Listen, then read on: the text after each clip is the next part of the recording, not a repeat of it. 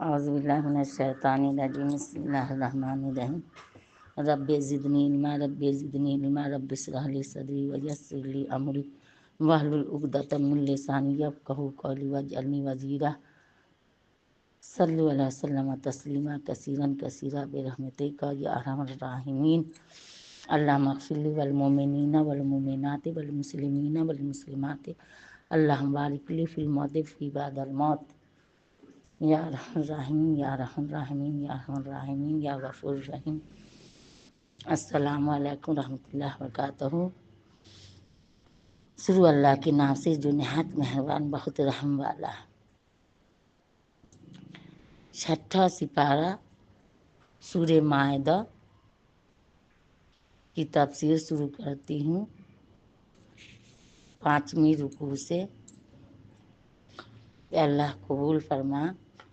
نیز اشارہ اس طرف کہ ایک دفعہ تمام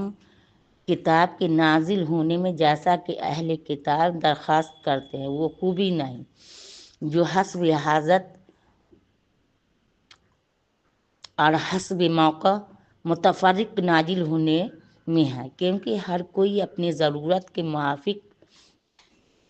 اس صورت میں سوال کر سکتا ہے، بذریعہ وہی مطلوب اس کو جواب مل سکتا ہے، جیسا کہ اس موقع میں اور قرآن مجید کے بہت سے مواقع میں موجود ہے۔ یہ صورت مفید تر ہونے کے علاوہ بوجہ شرافت، ذکر خداوندی و عزت و خطاب حق اجل ایسے فخر عظیم پر مشتمل ہے جو کسی امت کی کو نصیب نہیں ہوا۔ واللہ ذو الفضل العظیم۔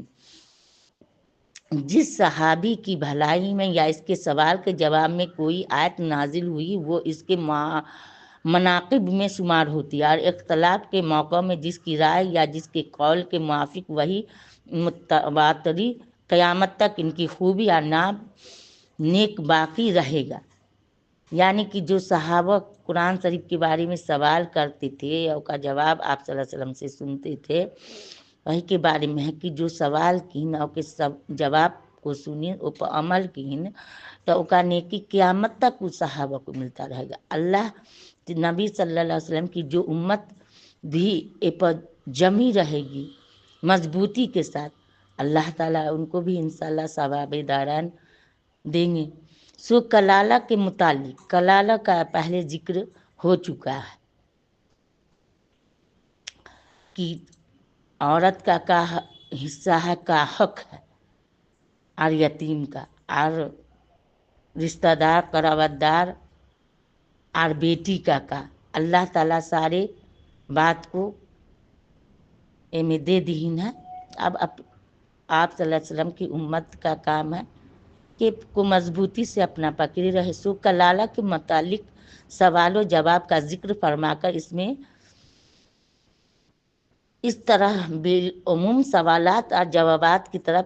ارشاد فرما دیا، اور شاید اسی اشارہ کی غرض سے سوال کو مطلق رکھا۔ مسئول انا کو اس سوال کے ساتھ ذکر نہ فرمانا بلکہ جواب میں اس کی تصریح فرمائے، جس کی دوسری نظیر قرآن شریف میں نہیں، اور نیک جواب کو بالتصریح حق تعالیٰ کی طرف منسوب فرمایا۔ واللہ الہادی الحاصل جملہ احکام کے یہ وہی الہی منصا اصل ہے، ہدایت اسی کے مطابق پر موقوف ہے، اور کفر ضلالت اسی کی مخالفت پر منحصر ہے۔ اور چونکہ آپ کے زمانہ میں یہود نصارہ جملہ مشرکین اور جملہ اہل ضلالت کی گمراہی کی جڑ یہی مخالفت تھی، اس لیے حق تعالیٰ نے اپنے کلام پاک میں بہت جگہ وحی کی مطابقت کی خوبی اور اس کی مخالفت کی خرابی پر متنبہ فرما دیا۔ بالخصوص اس موقع میں تو 2 رکوع اس مہتم مضمون کے لیے نازل فرمائے اور تفصیل اور تمثیل کے ساتھ بیان فرمایا۔ شاید اسی وجہ سے امام بخاری رحمۃ اللہ علیہ نے اپنی کتاب باب کیف کا وحی الی رسول اللہ صلی اللہ علیہ وسلم منعقد فرما کر آیت اوحینا لک کما اوحینا الی نوح والنبیین میں داخل کیا۔ ان دونوں رکوع کی طرف اشارہ کر گئے، گویا مطلب ہے کہ آخر مضمون وحی واللہ علم، ایمان شرعی دو چیزوں کا نام ہے، صحیح معرفت اور تسلیم و انقیاد، یعنی خدا اور رسول کے جملہ ارشادات کو صحیح صادق سمجھ کر تسلیم قبول کے لیے اخلاص سے گردن جھکا دینا۔ اس تسلیمی اللہ میرے بھی وہی میں سے بنا اس تسلیمی جج کے لحاظ سے ایمان فی الحقیقت تمام قوانین و احکام الہیہ کے ماننے اور جملہ حقوق ادا کرنے کا ایک مضبوط عہد قرار ہی گویا حق تعالیٰ کی ربوبیہ کا عملہ کا وہ اقرار جو عہد ارشد کے سلسلہ میں لیا گیا تھا، جس کا نمایاں اثر انسان کی فطرت اور سرشت میں آج تک موجود ہے۔ اس کی تجدید و تصریح ایمان شرعی سے ہوتی ہے۔ پھر ایمان شرعی میں جو کچھ اجمالی عہد و پیما تھا، اس کی تفصیل پورے قرآن و سنت میں دکھلائی گئی ہے۔ اس صورت میں دعویٰ ایمان کا مطلب یہ ہوا کہ بندہ تمام احکام الہیہ میں، خواہ ان کا تعلق براہ راست خدا سے ہو یا بندوں سے، جسمانی تربیت سے ہو یا روحانی اصلاح سے، دنیوی مفاد سے ہو یا اخروی فلاح سے، شخصی زندگی سے ہو یا حیات اجتماعی سے، صلح سے ہو یا جنگ سے، اس کا عہد کرتا ہے کہ ہر نہج سے اپنے مالک یعنی اللہ کا وفادار رہے گا۔ نبی کریم صلی اللہ علیہ وسلم جو عہد پیما اسلام و جہاد، سماعت یا دوسرے عمدہ خصال امور خیر کے متعلق صحابہ رضوان سے بشکل بیعت لیتے تھے، ایسی عہد ایمانی کی ایک محسوس صورت تھی، اور چونکہ ایمان کے ضمن میں بندہ کو حق تعالیٰ کے جلال و جبروت کی صحیح معرفت، اس کی شان، انصاف و انتقام، وعدوں کی سچائی کا پورا یقین بھی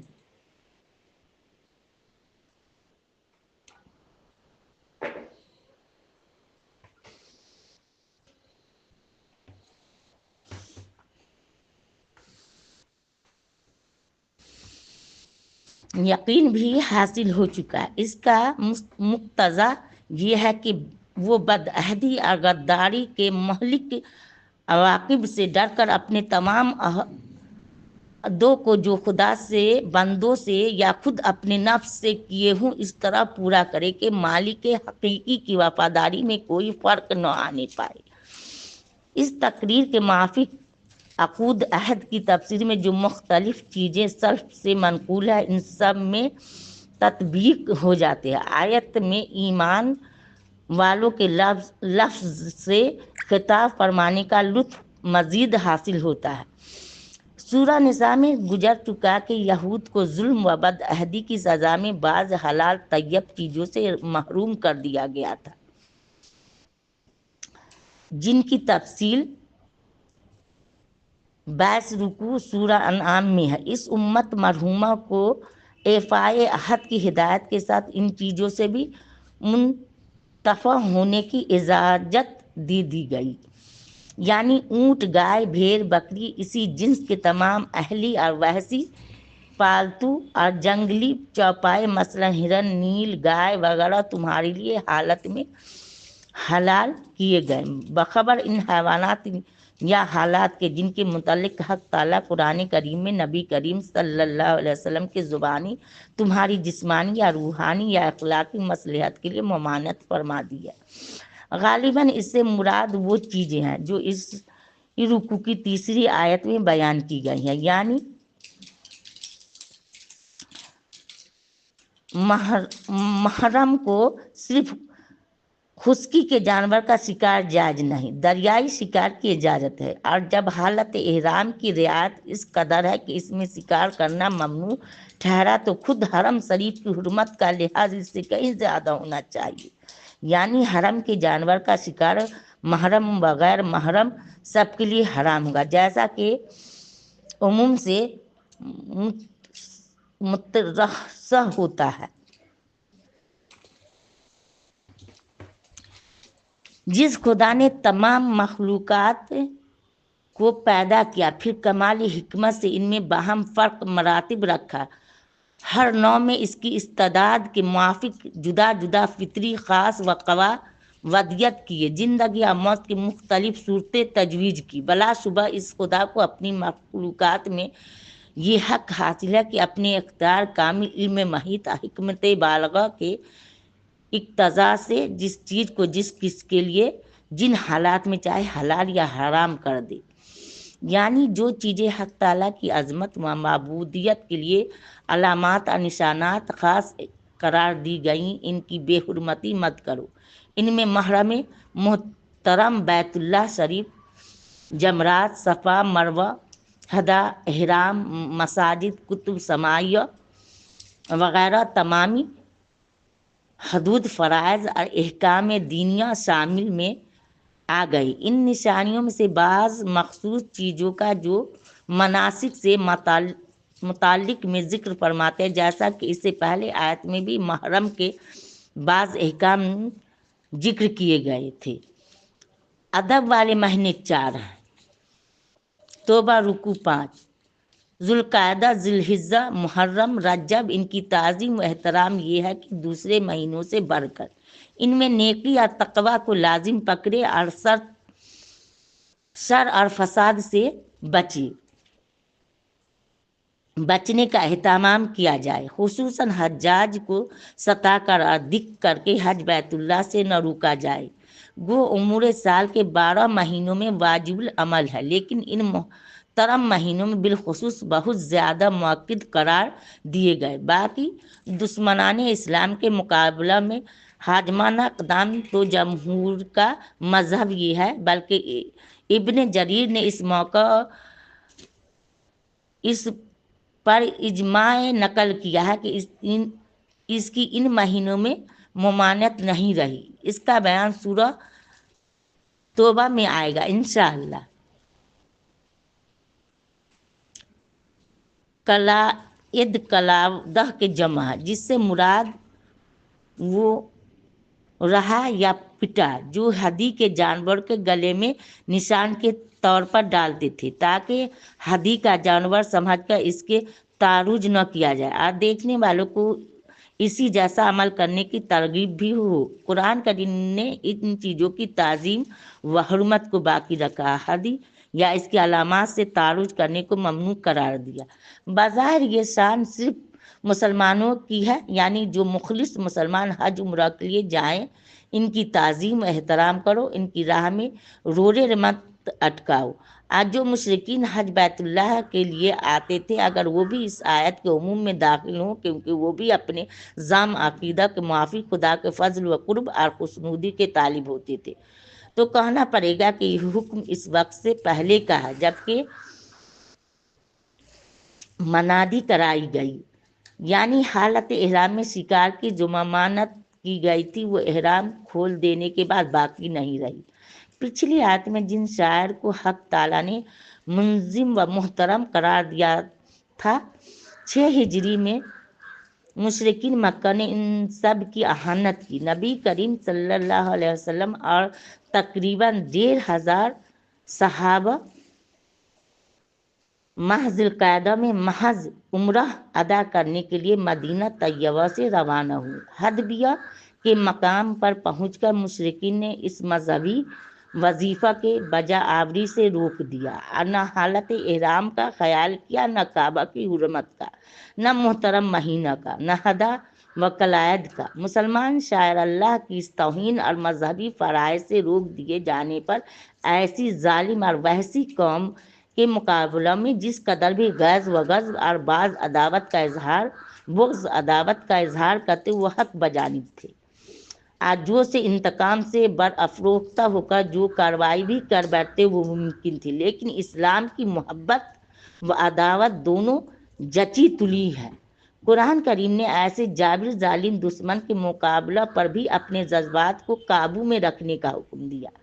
عموماً آدمی زیادہ محبت یا زیادہ عداوت کے جوش میں حد سے گزر جاتا ہے، اس لیے فرمایا کہ سخت سے سخت دشمنی تمہارے لیے اس کا باعث نہ ہو کہ تم زیادتی کر بیٹھو اور عدل انصاف کو ہاتھ سے چھوڑ دو۔ آج جو مسلمانوں پر طرح طرح کا الزام تراشا جائے، اللہ کا بندہ ہے سنے کہ اللہ کے نبی صلی اللہ علیہ وسلم نے صحابہ نے کیسی قربانی دی کہ عمرے سے روک دیے گئے پھر بھی جنگ قتال نہ کیا، اگر کوئی شخص بالفرض جو سے انتقام میں زیادتی کر بیٹھے تو اس کے روکنے کی تدبیر یہ ہے کہ جماعت اسلام اس کے ظلم و عدوان کی عنایت نہ کرے، بلکہ سب مل کر نیکی اور پرہیزگاری کا مظاہرہ کرے، اشخاص کی زیادتیوں اور بے اعتدالیوں کو روکے، یعنی حق پرستی، انصاف پسندی اور تمام عمدہ اخلاق کی جڑ خدا کا خوف ہے۔ اگر خدا سے ڈرنے کی سے تعاون اور بدی سے ترک تعاون نہ کیا تو عام عذاب کا اندیشہ ہے۔ اس آیت سے جن چیزوں کا کھانا حرام ہوا ان میں اول میتہ مردار جانور ہے جو واجب الذبح جانور ذبح کیے بدون خود اپنی موت سے مر جائے، اس کا خون حرارت غلیظ گوشت ہی میں محتقن اور جذب ہو کر رہ جاتی ہے، جس کی سمیت گندگی سے کئی قسم کی بدنی اور دینوی مضار لاحق ہوتے ہیں۔ ابن کثیر شاید اسی تعمیل پر متنبہ فرمانے کے لیے میتہ اور مردہ جانور کے بعد دم خون کی حرمت مذکور ہوئی، اس کے بعد حیوانات کی ایک خاص نوع خنزیر کی تحریم کا ذکر کیا، جس بے انتہا نجاست خوری اور بے حیائی مشہور عام ہے۔ شاید اسی لیے شریعت حقہ نے دم خون کی طرح اس کو نجس عین قرار دیا۔ ان تین چیزوں کی ذکر کے بعد جن کے ذوات میں مادی گندگی یا خباثت پائی جاتی تھی، محرمات کی ایک اور قسم کا ذکر فرمایا، یعنی وہ جانور جو اپنی ذات کے اعتبار سے حلال طیب ہے مگر مالک کے حقیقی کے سوا کسی اور کی نیاز کے طور پر نامزد کر دیا گیا ہو، اس کا کھانا بھی نیت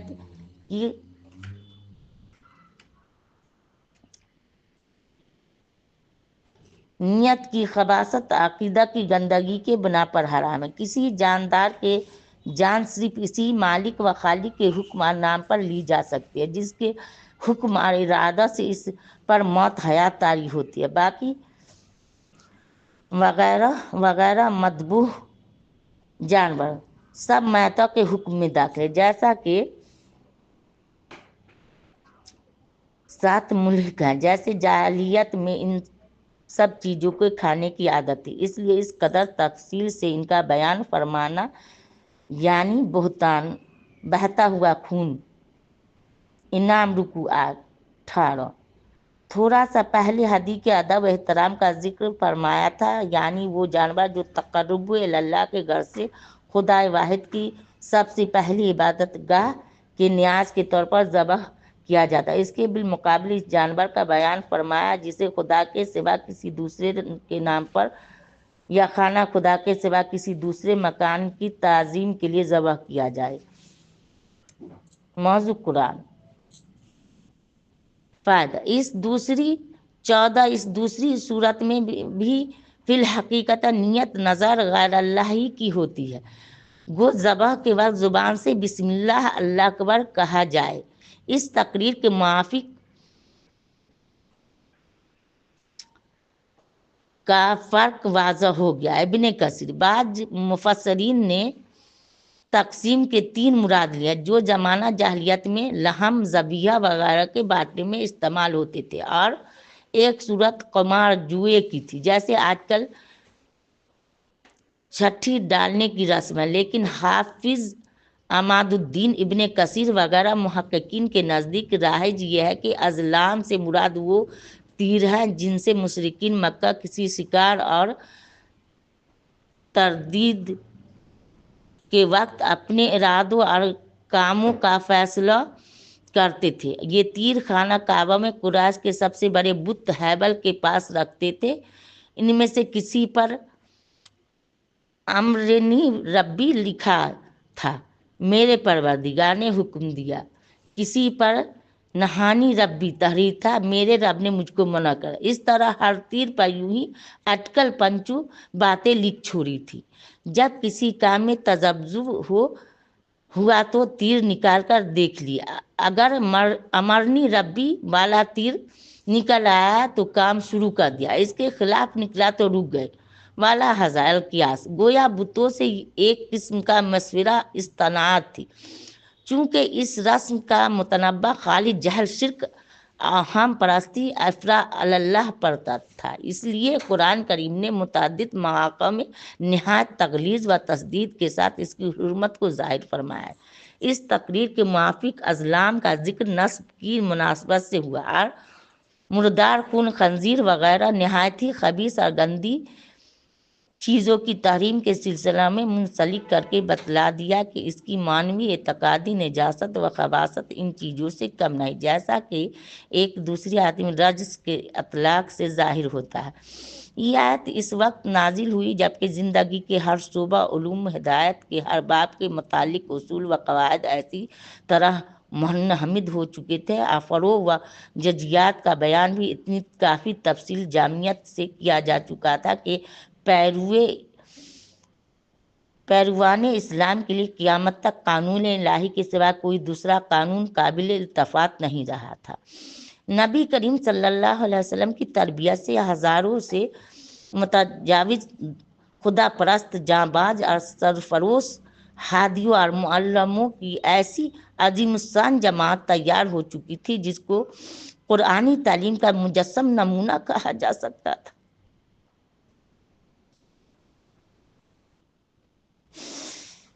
یعنی کہ صحابہ کرام رضی اللہ عنہ کو اگر آدمی دیکھتا تھا قرآنی نمونہ نظر آتا، جو قرآن کا احکام ہے وہی ان کا جسم بھی نظر، ایسے قرآن سے کو مضبوطی سے پکڑا تھا۔ اللہ ہم سب کو بھی توفیق دے۔ مکہ معظمہ فتح ہو چکا تھا، صحابہ رضی اللہ عنہم کامل وفاداری کے ساتھ خدا سے عہد و پیمان پورے کر رہے تھے۔ نہایت گندی غذائیں مردار کھانے والی قوم مادی اور روحانی طیبات کے ذائقہ سے لذت اندوز ہو رہی تھی۔ شاعر الہیہ کا ادب احترام قلوب میں راسخ ہو چکا تھا۔ زنون و اہم انصاب و ازلام کا تارپور بکھر چکا تھا۔ شیطان جزیرۃ العرب کی طرف سے ہمیشہ کے لیے مایوس کر دیا گیا تھا، دوبارہ وہاں اس کی پرستش ہو سکے۔ ان حالات میں ارشاد ہوا، یعنی آج کفار اس بات سے مایوس ہو گئے ہیں کہ تم کو تمہارے دین قیم سے ہٹا کر پھر ان انصاب ازلام وغیرہ کی طرف لے جائیں، یا دین اسلام کو مغلوب کر لینے کی توقعات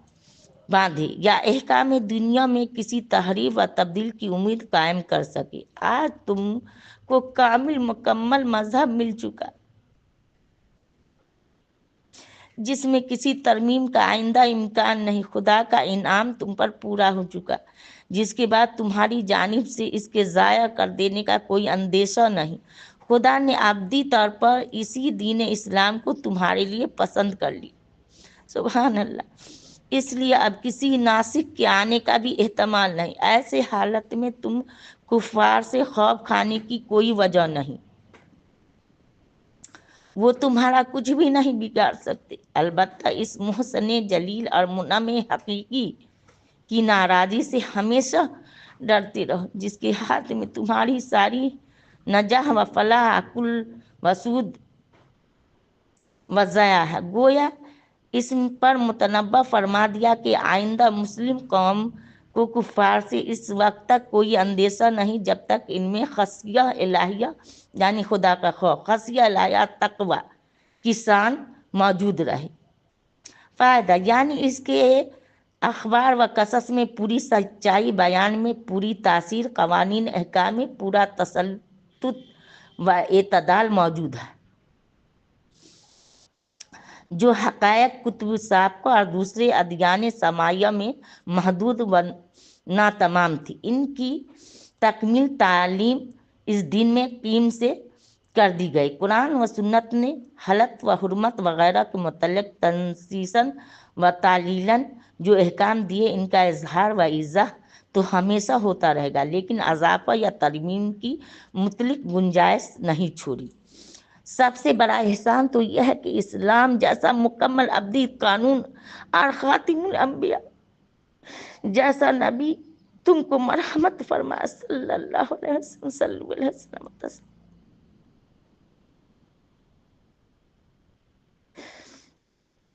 مزید برآں اطاعت و استقامت کی توفیق بخشی،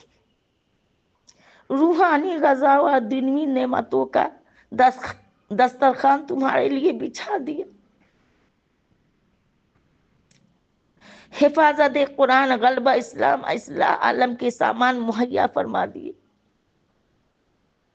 یعنی اس عالمگیر اور مکمل دین کے بعد اب کسی اور دین کا انتظار کرنا سفاہت ہے۔ اسلام جو تفویض و تسلیم کا مرادف ہے، اس کے سوا مقبولیت اور نجات کا کوئی دوسرا ذریعہ نہیں۔ تنبیہ، اس آیت میں کا نازل فرمانا تھا کہ منجملہ نعمائے عظیمہ کی ایک نعمت ہے، اس لیے بعض یہود نے حضرت عمر رضی اللہ عنہ سے عرض کیا کہ اے امیر المومنین، اگر یہ آیت ہم پر نازل کی جاتی تو ہم اس کے یوں نزول کو عید منایا کرتے۔ حضرت عمر رضی اللہ عنہ نے فرمایا، تجھے معلوم نہیں کہ جس روز یہ ہم پر نازل کی گئی مسلمانوں کی 2 عیدیں جمع ہو گئی تھی۔ یہ آیت 10 ہجری میں حجۃ الوداع کے موقع پر عرفہ کے روز جمعہ کے دن عصر کے وقت نازل ہوئی۔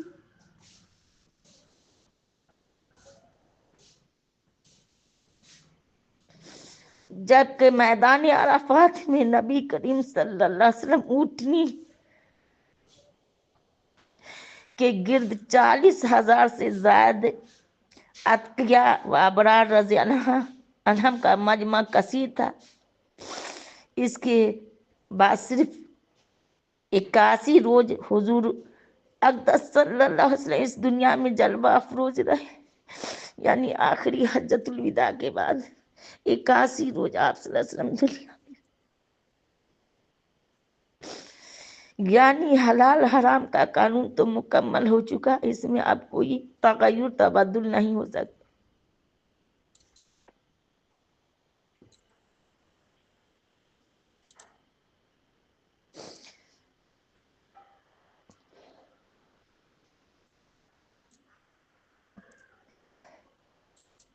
البتہ مضطر جو بھوک پیاس کی شدت سے بےتاب اور کتنا عجیب اسلام، مضطر بھوک اور پیاس کی شدت سے بےتاب اور لاچار ہو، وہ اگر حرام چیز کھا پی کر جان بچا لے تو بشرطیہ کہ مقدار ضرورت سے تجاوز نہ کرے اور لذت مقصود نہ ہو، تو حق تعالیٰ اس تناول محرم کو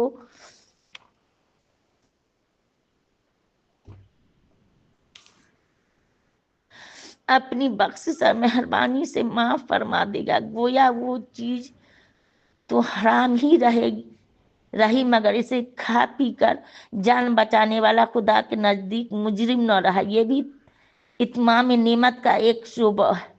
پچھلی آیات میں بہت سی حرام چیزوں کی فہرست دی گئی تو قدرتی طور پر سوال پیدا ہوتا کہ حلال چیزیں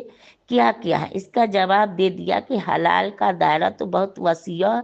چند چیزوں کو چھوڑ کر جن میں کوئی دینی یا دنیوی نقصان تھا۔ دنیا کی تمام ستھری اور پاکیزہ چیزیں حلال ہی ہیں۔ چونکہ شکاری جانور سے شکار کرنے کے متعلق بعض لوگوں نے خصوصیت سے سوال کیا تھا، اس لیے آیت کے اگلا حصہ میں اس کو تفصیلاً بتا دیا گیا۔ شکاری کتے یا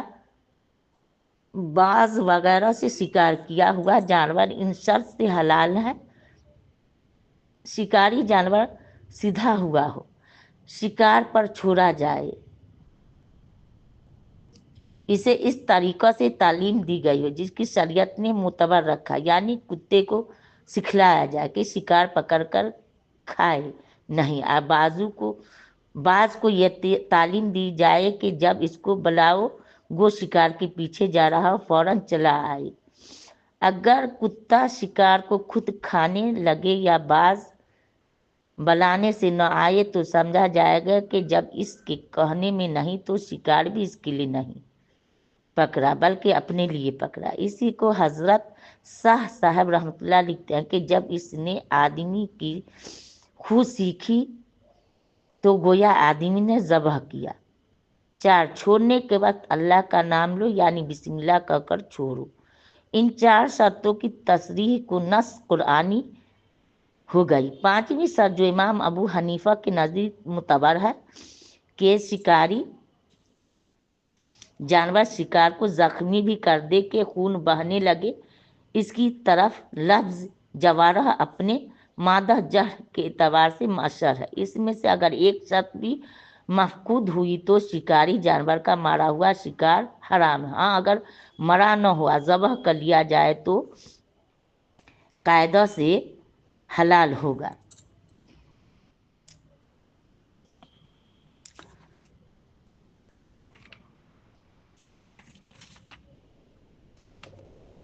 सुभान रब्बिका रब्बिल इज्जति अम्मा यसिफून सलामुन अलल मुरसलीन वल्हम्दुलिल्लाहि रब्बिल आलमीन।